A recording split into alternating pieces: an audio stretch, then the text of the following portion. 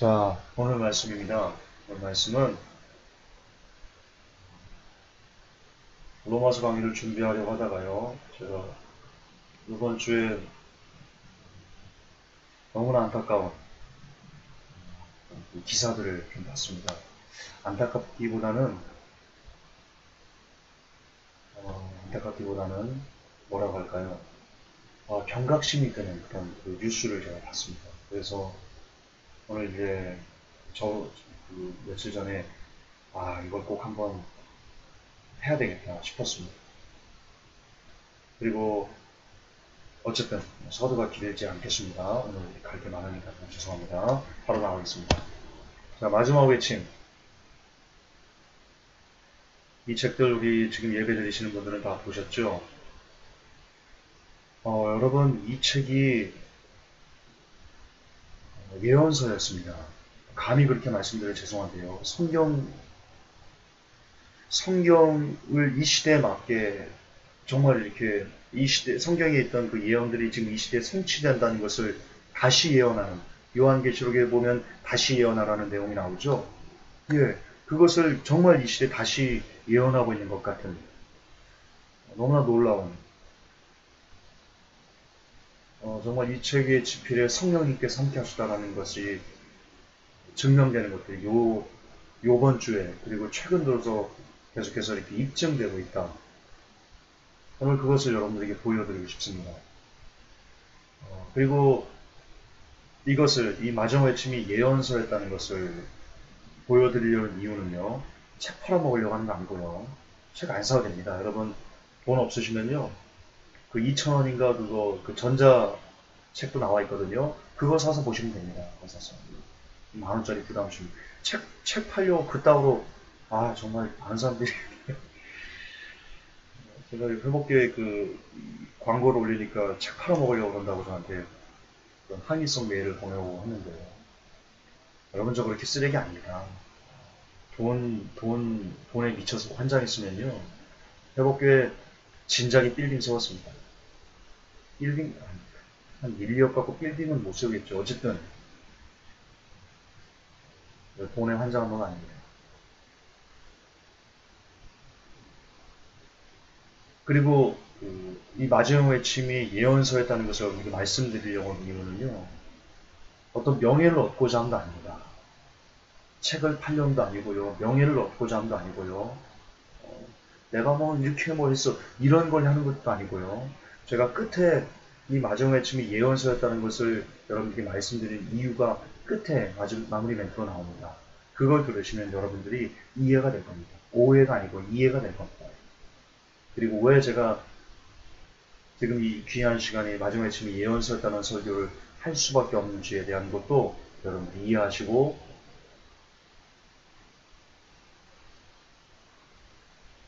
예, 다시 공감대가 형성될 수 있을 것 같습니다.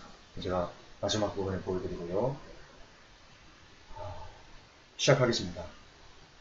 먼저 마지막 외침이 무엇을 예언했냐? 짐승의 표를 예언했습니다. 물론 짐승의 표를 성경이 예언했습니다. 근데 그것이 이 시대에 이렇게 우리에게 성취된다는 것을, 이런 식으로 피부에 와닿게 성취된다는 것을 마지막 외침이 다시 한번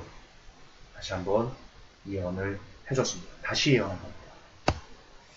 자, 아시겠지만 마지막 외침은 2012년, 더 멀리 가면 2011년부터 시작이 됐고요.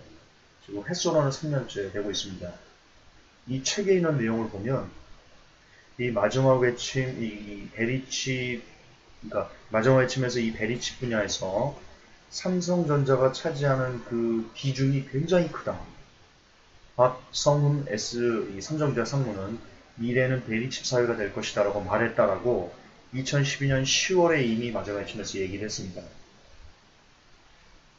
따라서 이 베리칩 사회를 여는데 삼성전자가 굉장히 큰 역할을 감당하게 될 것이다라고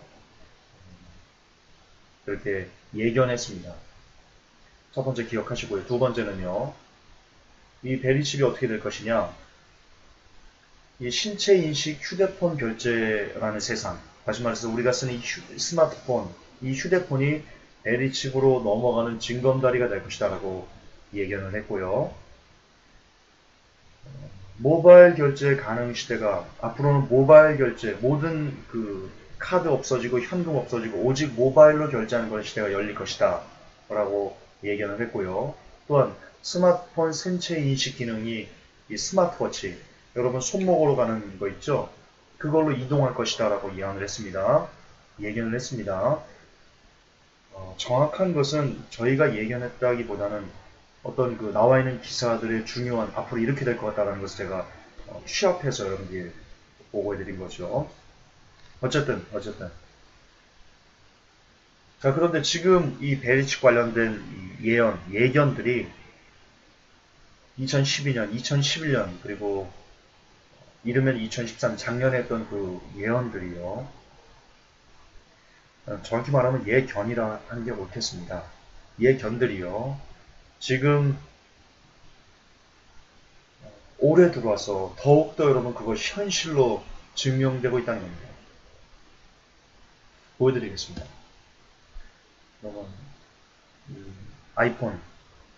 아이폰 새로운 스크린샷이 유출됐는데요.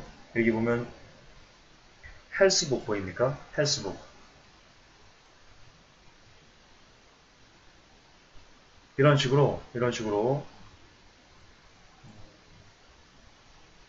지금 핸드폰에 헬스케어 기능들이 지금 주어지고 있다. 이거는 뭐냐면요.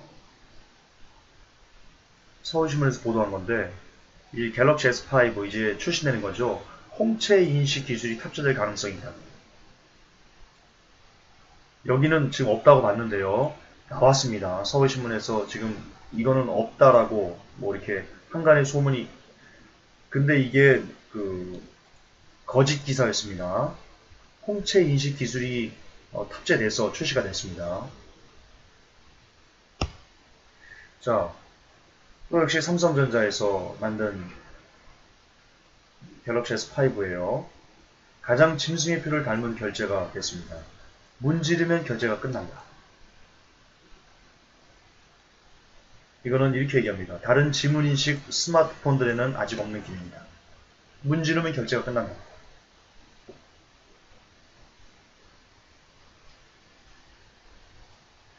이제 다음 영상은요. 한 8분짜리 영상인데요.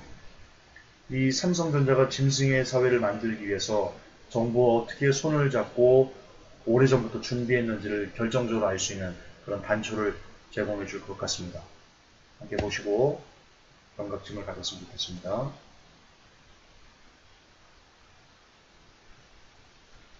삼성이 주도하고 정부가 뒤에서 밀어준다. 우리나라 어느 분야에서나 막강한 영향력을 행사하는 삼성에 대한 이러한 세간의 속설은 이제 거의 정설처럼 굳어져 가고 있습니다. 어제 의사들의 집단 휴진을 불러온 박근혜 정부의 의료 정책에도 삼성의 이권이 깊숙이 개입되어 있다고 합니다. 최경영 기자의 보도입니다. 의사들이 하루 동안 일부 휴진에 들어간 지난 10일 대한의사협회장은 먼저 국민들에게 사죄했습니다. 특히 의사의 손길을 절박하게 필요로 하는 환자분들께 더욱더 송구스럽습니다. 지금 진료실을 떠난 의사들은 한시라도 빨리 환자들이 계신 진료실로, 수술실로, 병실로 돌아가고 싶습니다. 같은 날 박근혜 대통령은 국민을 볼모로 한 집단행동은 있어서는 안 된다고 강조하면서 의사들의 집단 휴진을 비판했습니다. 표면적으로는 원격진료와 의료법인의 영리 자회사 허용으로 대표되는 정부의 의료정책을 둘러싸고 의사들이 반발하는 형국입니다. 그러나 사실 그 이면에는 삼성을 비롯한 대기업들의 이익이 숨어 있습니다. 당장 의협회장의 기자회견문에도 그런 규정이 나옵니다. 정부가 국민 여러분께 거짓말을 하고 있는 원격진료와 의료 영리화 정책을 기어이 반드시 막아내고자 합니다.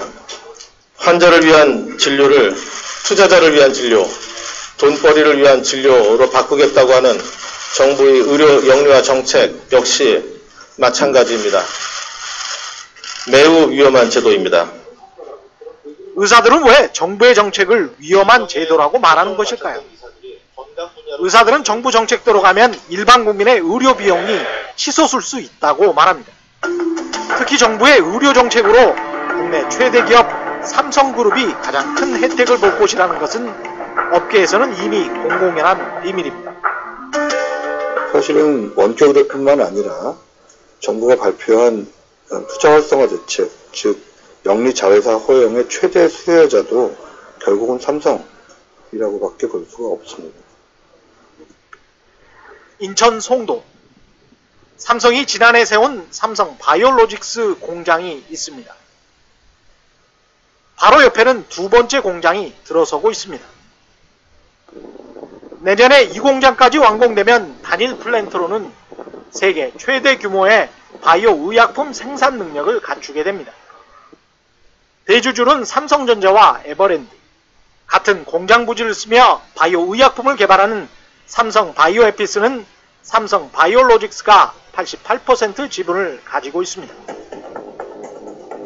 삼성그룹 산하 개별 기업들이 조직적으로 의료 관련 사업에 뛰어들고 있음을 알 수 있습니다. 특히 삼성전자는 반도체나 가전처럼 의료기기 사업 부분을 따로 두고 의료 장비 전문 업체들을 잇따라 인수했습니다. 모두 국내외 대표적인 의료기기 제조업체들입니다.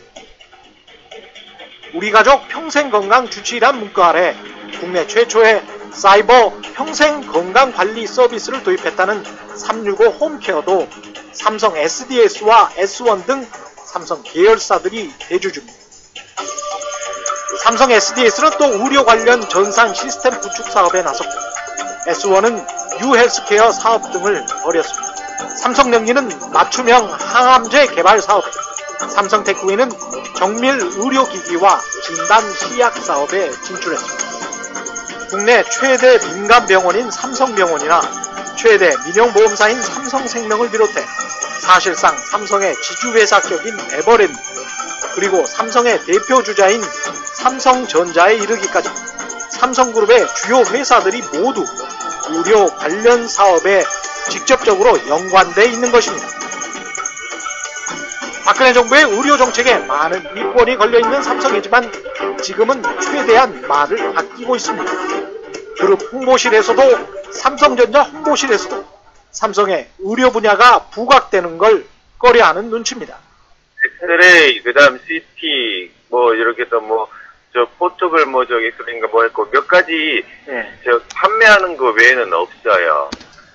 참고로 저도 3년 전에 이 기사를 보고 삼성전자가 미래 2020 비전 플랜을 발표한 걸 보고는요, 제가 삼성전자 홍보실에 전화를 해서 좋은 뉴스 김관웅 기자입니다.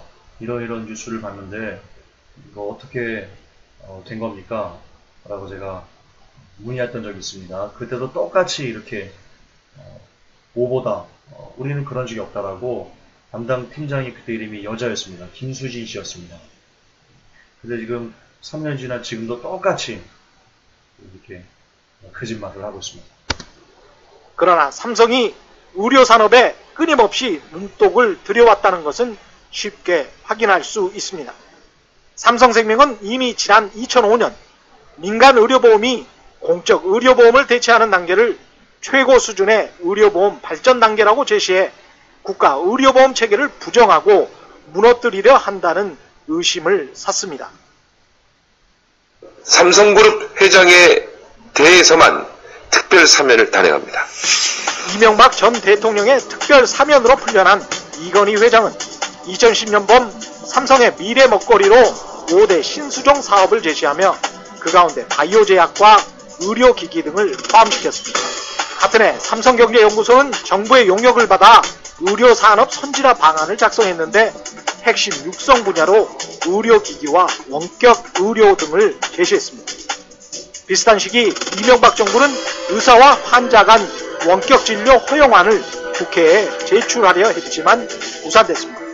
박근혜 대통령은 인수위 시절부터 보건 의료 서비스 산업의 경쟁력 강화 방안을 추진했습니다. 지난해 말 4차 투자 활성화 대책에서도 그런 기조는 이어졌습니다. 의료 서비스 산업의 미래 비전을 삼성이 앞장서 제시하면 정부가 뒤를 따르는 양상입니다. 자, 이걸 통해서 우리가 알 수 있습니다. 아까 이 기자가 굉장히 중요한 멘트를 했습니다. 삼성이 뭔가를 제시하면 정부가 그것을 법제화해서 뒷받쳐준다. 그런 점은 이 시대에 대한민국은요, 정부가 국민들을 이끄는 나라가 아니고요, 삼성이라는, 더 정확히 말하면 삼성 뒤에 역사하는 뉴월드 오더가 지배하는, 그들이 아젠다를 제시하면 국회에서 혹은 정부에서 그것을 받아서 법제화해서 실행시켜 나가는 그런 아주 기형적인 구조로 되어 있는 국가입니다. 이 나라는 대한민국은 이미 뉴월드의 나라입니다. 박근혜 대통령 인수위 국정과제 보고서에 강조된 헬스케어 융합 제품, 스마트케어, 혁신형 건강 플랫폼, 그리고 지난해 정부의 4차 투자 활성화 대책 방안에 포함된 원격 의료, 바이오, 의료기기 등이 모두 삼성의 의료사업 중점 추진 분야와 일치합니다. 박근혜 대통령의 산업정책과 삼성의 이익이 정확히 맞아떨어진다는 이야기입니다.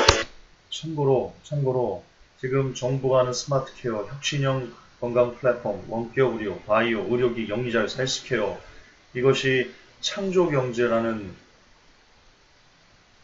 명목하에 이 산업에 무려 5조 원 가까운 돈을 지금 쏟아붓겠다고 제시했습니다.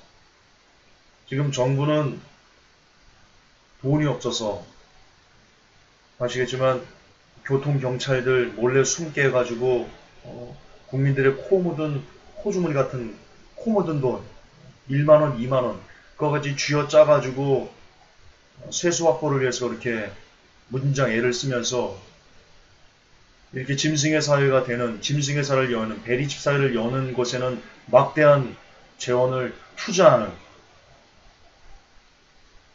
여러분 정부의 실체를 아셔야 됩니다. 이미 정부는 거듭반복하지만 국민 따위는 안중에 없습니다. 이미 사라진 지 오래입니다. 왜 바꿔내야 하는지 아시게 될 겁니다.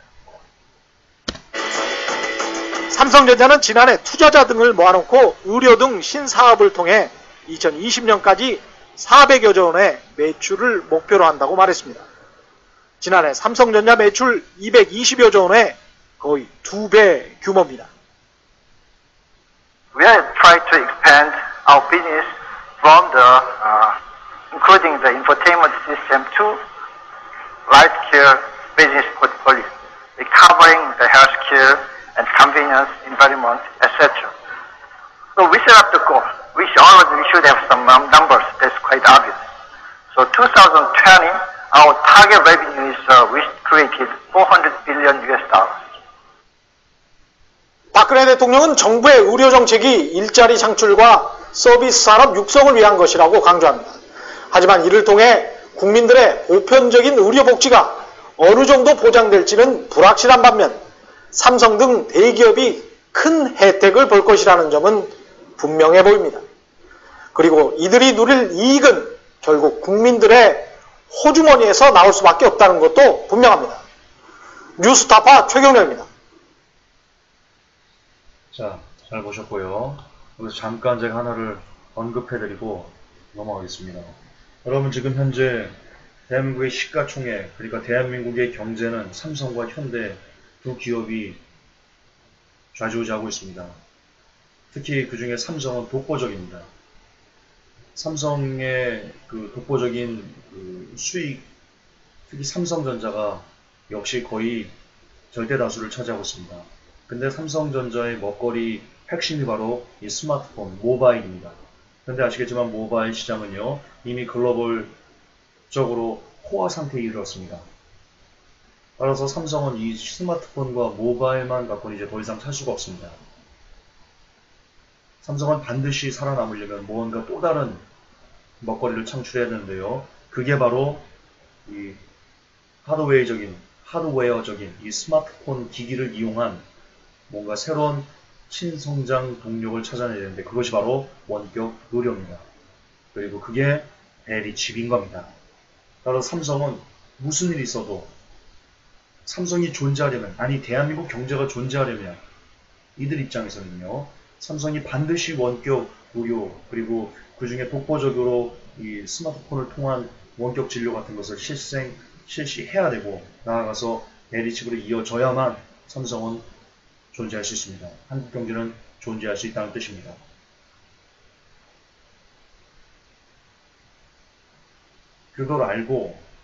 그걸 안다면 지금 원격 의료를 한 해 만에 이게 얼마나 무의미한 것이라는 것을 알 수 있습니다. 아무리 의사협회가 원격 의료를 반대한다고 아무리 국민들이 반대한다고 해도 삼성과 정부는 절대로 물러나지 않습니다. 원격 의료는 반드시 될 것입니다. 대리칩은 반드시 국민 여러분들의 생활 속으로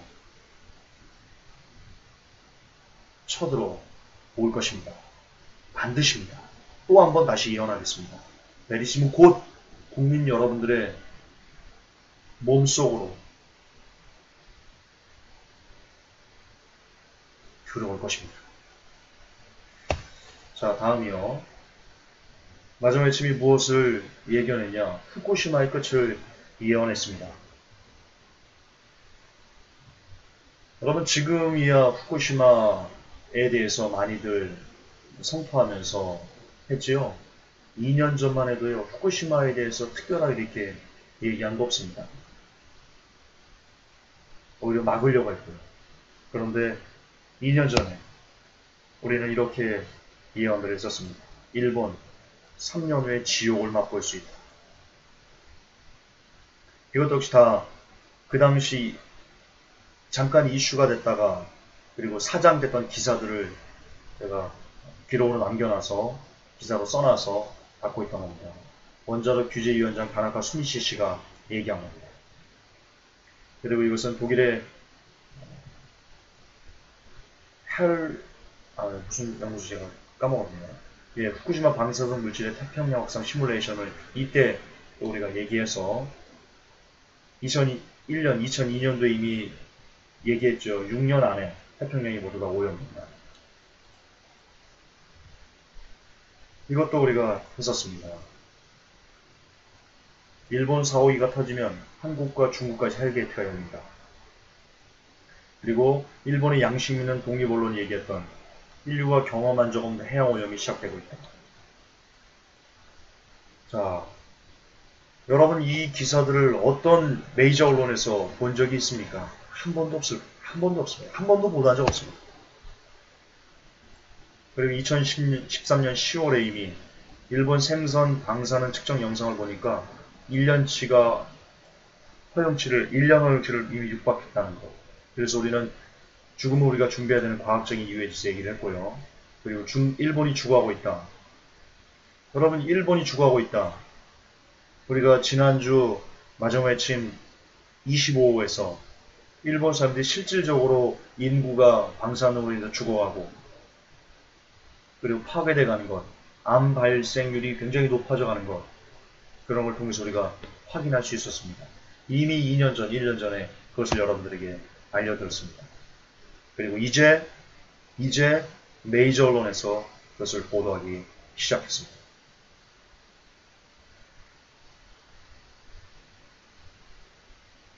소녀의 편지를 통해서 현지에 살고 있는 주민들의 공포와 두려움이 고스란히 느껴지는 대목인데요. 가장 우려스러운 부분은 3년이 지난 지금도 방사능 오염이 계속되고 있다는 점입니다. 도쿄전력 평가서에 따르면 앞으로 6년 뒤, 그러니까 2020년이나 돼야 후쿠시마 원전 내부에 녹아내린 핵 연료와 또 이 잔해를 치우는 작업을 그제서야 비로소 시작할 수 있다고 하는데요. 일본 정부는 다시 한번 말씀드리겠습니다. 여러분, 지금 일본 이 후쿠시마 원전은 체르노빌 사건의 몇십 배입니다. 적어도 몇 배입니다. 근데 여러분, 체르노빌은요, 지금까지 30년이 지난 지금까지 후유증을 나타내고 있고, 그 당시 체르노빌 사건으로 인해서 피해를 입은 사람들만 수백만 명입니다. 기아가 태어나고 암이 걸려서 죽고 백혈병으로 죽고. 근데 여러분, 체르노빌은 사고가 난 지 3일 만에 콘크리트로 덮어서 더 이상 방사능의 유출을 최대한적으로 이렇게 없애도록 그렇게 재빠른 조치를 했습니다. 그러나 후쿠시마는 체르노빌의 수십 배에 달하는 막대한 양의 사고가 일어났음에도 불구하고 일어난 지 3년 지난 지금도 방사능을 쏟아내고 있고, 또한 이것을 2020년이 돼야 본격적으로 체르노빌 때 같은 그런 어떤 체르노빌이 방사능을 없애기 위해서 했던 어떤 그런 일들을 2020년이 돼야 할 수 있답니다. 거듭반복하지만 체르노빌을 3일 후에 덮었습니다. 체르노빌의 몇 배나 되는 후쿠시마는 한 10년이나 지나서, 2011년이니까 2020년부터 거의 9년이나 지나서야 이 방사능의 본질적인 문제를 해결하려고 시작할 수가 있답니다. 9년 차이. 그리고 체르노빌의 수배, 적어도 수배. 체르노빌 때 방사능의 영향을 받은 사람들이 수백만 명. 그리고 30년이 지나도록 지금도 후유증이 있고, 그렇다면 체르노빌의 사건을 미루어 봤을 때 과연 후쿠시마가 이 전 세계 인류들에게 어떤 재앙을 가져다 줄 것인지는 여러분들이 생각이 조금만 있으시다면 곰곰이 한번 묵상해 보시기 바랍니다. 10년 이내에 핵연료를 완전히 치우겠다고 말하고 있는데, 체르노빌의 경우를 살펴보면 사고가 난 지 지금 30년이 다 되어가는데도 아직도 다 못 치우고 있는 것을 보면 그 역시 확신할 수 없는 상황인 거죠. 문제는 앞으로 40년 뒤, 그때까지 방사능 물질이 끊임없이 공기와 또 바다를 통해서 전 세계로 퍼져나간다는 점입니다. 후쿠시마 원전에서 방사능이 이렇게 어떻게 유출되고 있는지 좀 더 자세히 알아보겠습니다. 유성경 아나운서 설명해 주시죠. 네, 후쿠시마 원전의 방사능 유출은 현재 두 가지 경로로 진행되고 있습니다. 먼저 수증기를 통한 공기 오염입니다. 핵연료가 뜨거워지면 핵분열이 일어나기 때문에 후쿠시마 원전에서는 핵연료를 식히려고 끊임없이 원자로 안에 물을 붓고 있습니다. 이때 뜨거운 핵연료가 차가운 물을 만나면서 방사성 물질을 포함한 수증기가 발생하는데, 원전 폭발 당시 원자로 윗부분이 무너져 버렸기 때문에 이 수증기가 고스란히 공기 중으로 나오고 있는 겁니다. 두 번째는 물을 통한 바다 오염입니다. 원전이 폭발하면서 원자로에 발생한 균열을 통해 오염수가 계속해서 노출이 되고 있지만 누구도 손을 쓸 수가 없는 상황입니다. 방사능 수치가 너무 높고 핵반응이 계속 일어나고 있어서 접근 자체가 불가능하기 때문입니다. 이 도쿄전력에서는 원격 조종이 가능한 로봇으로 누수되고 있는 지점을 막아보겠다는 얘기도 나왔지만 현재 기술로는 현실 가능성이 없다는 분석입니다.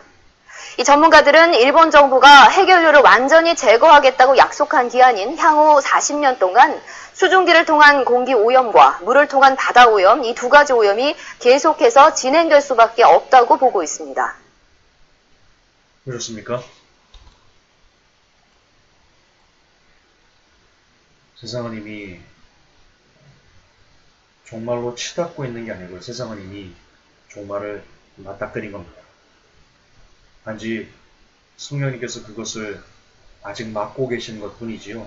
성령님만 올라가시면 그 막아놓았던 종말은 북이 터지는 것처럼 굉장한 힘으로 노도와 강풍 휘몰아쳐서 국민 여러분들은 죽음으로 바로 데리고 갈 것입니다. 자, 이런 것을 보면서 회복께서 또 이 마지막 외침에서 무엇을 예언했냐면요. 이 마지막 외침, 이 후쿠시마 방사능 때문에 또 일본의 아베노믹스의 실패, 이런 그 경제적인 위기 때문에 일본이 군사력을 키우고 있다.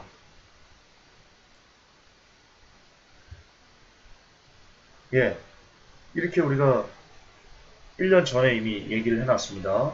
그리고 그것이 지금 현실로 나타나고 있습니다. 자, 보십시오. 최근 기사입니다. 일본 집단적 자위권 대상의 한반도 유사시 명기했고요. 한반도 유사시 일본 군대 한반도를 들어올 수 있다. 그런 얘기고요. 이거는 2014년 2월 15일 기사인데요. 중국이 일본의 핵무장 의도가 분명하다.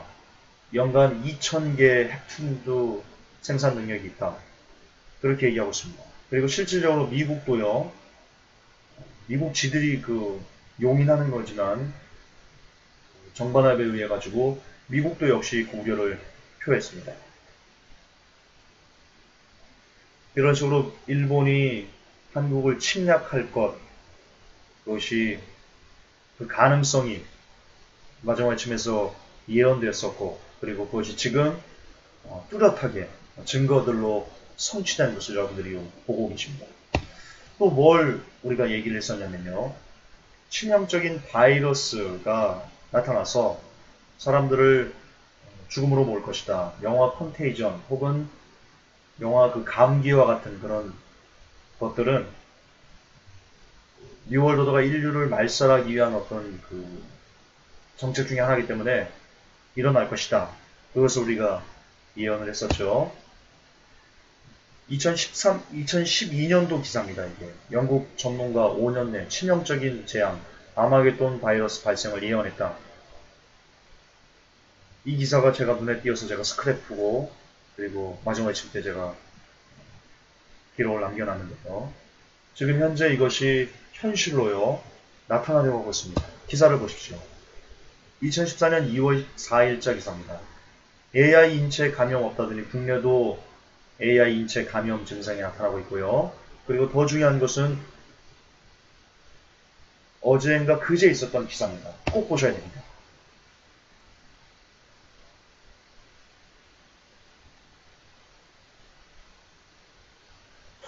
네, 조류 인플루엔자가 발생한 농장에서 기르던 개에서도 AI 항체가 발견돼 보건당국이 역학조사를 하고 있습니다. 충청남도 AI방역대책본부는 천안 풍세면에 AI 발생 농장에서 사육하던 개에서 AI 항체가 발견됐다고 그러죠? 네, 취재기자 연결해서 좀 더 자세한 내용 알아보도록 하겠습니다. 자, 김세우 기자, 자세한 소식 전해주시죠. 네, 지난 6일 충남 천안 풍세면의 이모 씨 농장에서 키우던 개 3마리의 시료를 채취해 항원을 검사했습니다. 이 씨 농장에서는 지난달 AI가 발생해 기르던 닭을 모두 매몰했습니다. 당초 지난 11일 검사 결과에는 AI 항원이 나오지 않았습니다. 그런데 개 3마리 가운데 1마리에서 H5형 항체 양성 반응이 나온 겁니다. 항체 양성 반응이 나왔다는 것은 개가 H5형에 감염돼 면역 체계가 생겼다는 것을 의미합니다. 보건당국 관계자는 닭에서 개로 AI가 전염된 첫 사례로 추정하고 있습니다. 무엇보다 포유류도 고병원성 AI에 걸린다면 사람 역시 전염될 수 있습니다. 이 때문에 보건당국은 이번 개의 사례를 통해 사람도 감염됐는지를 정밀 분석하고 있습니다. 지금까지 사회 2부에서 YTN 김재호입니다.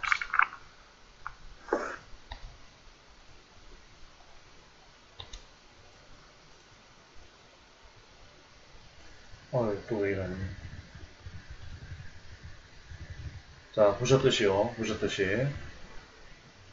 여러분, 지금 우리가 맞닥뜨리고 있는 이 모든 인체 감염, 그리고 AI 같은 경우는요, 모두 다 뉴월드가 만들어 놓은 바이러스를 살포해서 나타난 겁니다. 그리고 그것이 이제 인간을 향하고 있다. 역시 본격적으로 인간에게 향하지 않은 이유는 성령님께서 맡고 계시는 것 때문이다. 그러나 성령님께서 올라가시면 본격적으로 인간에게 바이러스가 살포될 것이고 그 바이러스로 인해서 인간들은 굉장히 고통스러운 죽음으로 치닫게 될 것이다. 그렇게 다시 한번 예언해 드리겠습니다. 자, 또 무엇을 마지막 외침이 경고했었냐? 경제 붕괴를 경고했습니다. 여러분, 2011년 제가 이 마지막 시대 사역을 시작하면서부터 제가 경제부 기자다 보니까 이 경제에 희망이 없음을 이야기하면서 2011년에 이미 세계경제 붕괴 우리는 거지가 될 것이다 라는 걸로 이야기를 했고, 그로 인해서 제가 많은 욕을 얻어먹었습니다. 미친놈 소리를 굉장히 많이 들었습니다. 네가 뭔데? 니까짓 게 뭔데? 그런 얘기를 제가 굉장히 많이 먹었는데요. 그러나 그때 있던 그 욕과 함께 어쨌든 버리지 않고 만들어낸 작업들입니다. 대한민국 경제 희망이 없는 이유, 한국 침몰하는 데와 같다. 그리고 중국 신용대출 거품 세계 최대도 이미 2012년도에 보도를 했었고요. 글로벌 경제의 회생 가능성이 전혀 없다는 것, 현실적으로 제로라는 것, 누차 제가 떠들었고요. 그리고는 미국 붕괴가 눈앞에 있다. 양적 완화 종료가 끝나면 미국 경제가 끝날 것이다 라는 것도 이렇게 열변을 토했습니다. 근데 이런 예언들이 아시겠지만 또 다른 별도의 자료를 보여드릴 필요가 없이 미국 경제, 일본 경제, 중국 경제, 유럽 경제, 한국 경제, 브라질, 러시아, 동유럽, 이 정말 모든 나라들이 지금 다 패망 상태, 경제적으로 패망 상태에 있다. 여러분들 뉴스를 통해서 알고 있을 것입니다. 또한 그 중에 대한민국은 장난이 아니죠. 장난이 아니죠.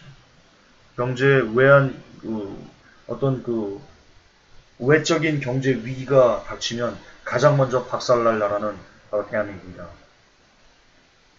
그 이유는 제가 누차 설명을 했고 지난주 마지막 외친 25호에서도 엄청난 한국의 빚에 의해서 그런 것들이 일어날 것이라고 제가 증명을 여러분들에게 해드렸습니다. 어쨌든 이처럼 여러분들이 보셨듯 자연의 징조도 그리고 베리칩이라는 것도 경제도 그리고 AI 고병원성 인체 감염 후쿠시마 그동안 회복교가 3년 가까이 떠들었던 내용들 중에 현실로 나타나지 않는 것들이 많이 없다.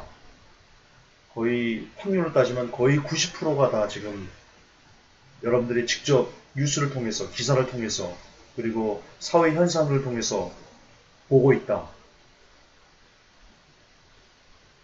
이걸 꾸밀 수 없습니다. 꾸밀 수 없습니다. 회복교의 지난 역사의 모든 그 기록들이 카페에 고스란히 남아있고 그리고 이 책에 마지막에 집이라는 이 책에 기록이 명명백백하게 남아있기 때문입니다. 자, 제가 여러분들께 결론을 내려드리고 싶은데요. 자, 그러면 도대체 어떻게 해서 이런 예언이 지금 현실로 나타날 수 있나? 김준서가 무슨 학박사인가? 엄청나게 뛰어난 무슨 천재인가? 아니요. 그래서가 아닙니다.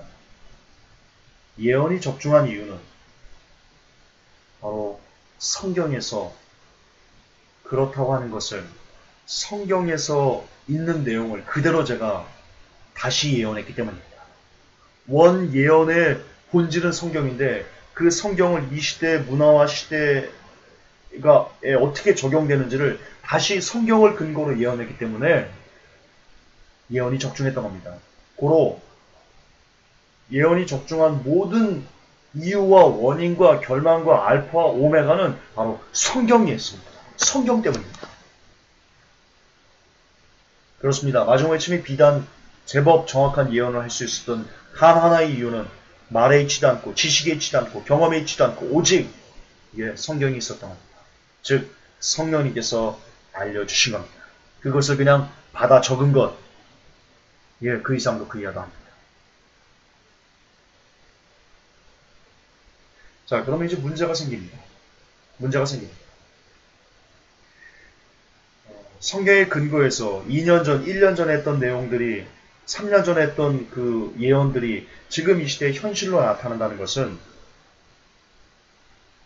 그래도 지금까지 틀리지 않고 어느 정도 날이 갈수록 여러분들이 피부에 느낄 정도로 이것이 갈수록 현실이 되고 있다는 것은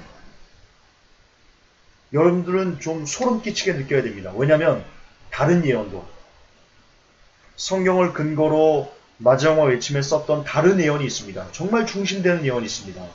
그 예언도 현실이 될 거라는 것을 조만간에 몇 년 안에 여러분들에게 현실이 될 수 있다는 가능성이 대단히 크다는 것을 제시하고 있기 때문에 그것이 뭡니까? 3년 전에 했던 후쿠시마나 경제붕괴나 베리칩이나 이런 것들이 지금 여러분들에게 현실로 나타나고 있는데 이것 말고 더 중심되는 예언이 있었습니다. 마지막 아침에는. 그게 뭔지 아십니까? 이 책의 마지막 아침의 마지막 예언은 바로 임박한 예수 그리스도의 재림이며 또한 그 앞에 있을 엄청난 대환란입니다. 그게 이 마지막 아침이 갖고 있는 주제입니다. 여러분들이 보셨던 후쿠시마 그리고 경제붕괴 그리고 인체 AI 감염 이런 모든 것들은 다시 말해서 주의 재림이 임박했다. 이제 환란이 쏟아질 것이다. 라는 그 거대한 주제를 뒷받침하고 근거로 제시해주는 어떤 곁가지에 불과했습니다. 근데 그 곁가지 예언들이 여러분들이 피부에 느끼도록 성취되는 것을 여러분들이 본다면 여러분은 이제 무엇에 대해서 주의를 기울이셔야 되냐면 이 책이 갖고 있는 본질인 주의 재림 그리고 대환란에 여러분의 모든 신경과 모든 이목을 집중하셔야만 한다는 겁니다. 왜냐? 그것이 곧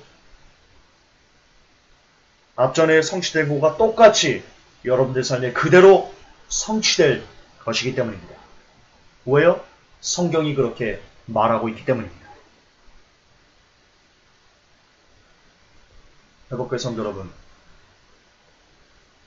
이렇게 이야기해도 이렇게 여러 가지 증거들을 보여주고 정말 어떻게 보면 좀 참 명확하다라고 싶을 정도로 여러분들에게 명명백백하게 증거를 들이대도 이 설교를 듣고도 어떤 사람들은 웃기고 있네, 개소리하고 있네, 시한부 종말론자라고 말할 수 있는 사람들이 있을 겁니다. 지금까지도 그래왔고 지금까지도 그래왔으면 앞으로도 그럴 겁니다. 그러나 회복교회 성도 여러분들만이라도 지금 이렇게 생방송 예배에 참석하고 있는 여러분들만이라도 앞에는 예언들의 성취를 이제 여러분들이 피부로 느낀다면 그 본질인 주의 재림과 그리고 대환란이 이제 곧 여러분의 삶에 들이닥칠 것이라는 그 진실을, 그 사실을 이제는 제발 가슴 깊이 새겨주셨으면 좋겠습니다. 이제는 정말 시간이 없습니다. 이렇게까지 보여주신 건 하나님의 특별하신 은혜다라고 저는 생각합니다. 정말 개쓰레기보다 못한 종을 통해서 그래서 종이 가진 그 달란트를 하나님께서 활용하셔서 어쨌든 이렇게 다시 예언할 수 있게 해주시고 그 예언이 성취되는 것을 여러분들에게 보여주신 이유는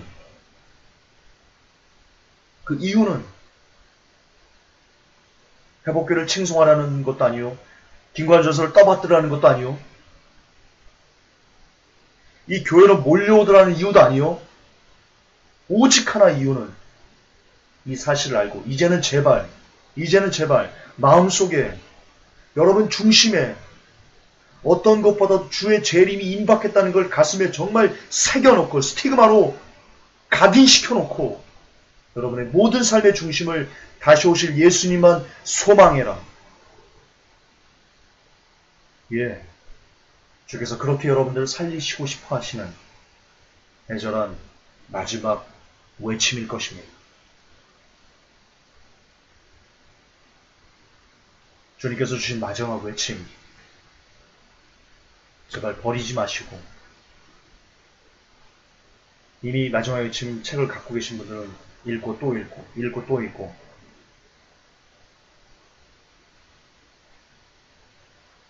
그래서 시대를 더욱더 깨어서 분별하셔서 앞으로 될 일에 대해서 참고서로 삼으셨으면 좋겠습니다. 물론 교과서는 성경입니다.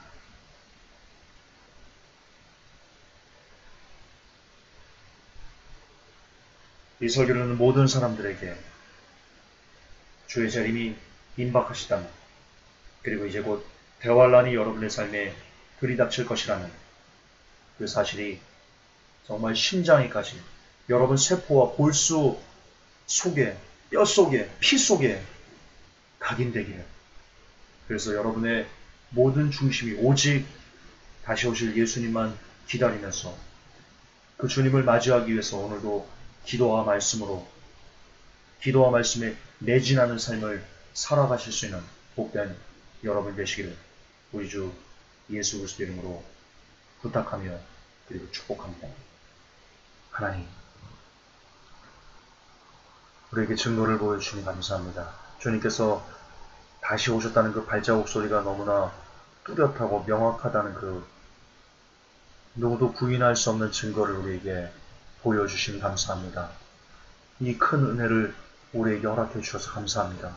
하나님, 정말 이제 이 사실을 우리가 가슴에 새겨서 무엇보다도 우리의 남아있는 그 삶 가운데 주님의 다시 오심만을 소망하면서 오직 우리의 머리를 들어 하늘을 바라보며 그렇게 올라갈 날을 바라보며